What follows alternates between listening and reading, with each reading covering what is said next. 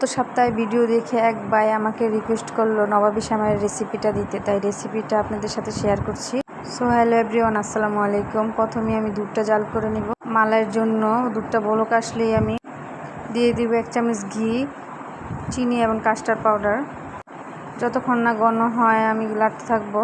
এর সাথে আমি অ্যাড করে দিব কনডেন্স মিল্ক। এই তো ঘন হয়ে গেলে এক সাইডে রেখে আমি শ্যামাইটা ভাজার জন্য ফ্রাই প্যান বসিয়ে নিব। 1 চামচ ঘি দিয়ে তারপরে আমি প্রথমে বাদামগুলো ভেজে নিব।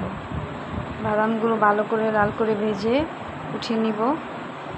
তারপর ওই ফ্রাই প্যানে আমি আরেক চামচ ঘি দিয়ে শ্যামাইগুলো ভালো করে ভাজবো।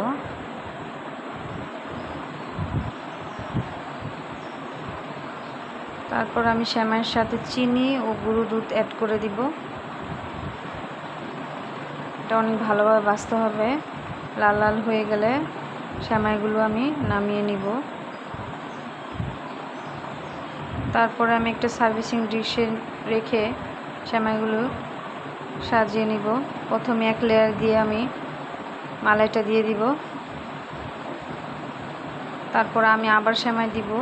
দেওয়ার পরে আবার মালাইটা দিয়ে ভালোভাবে সেট করে নিব।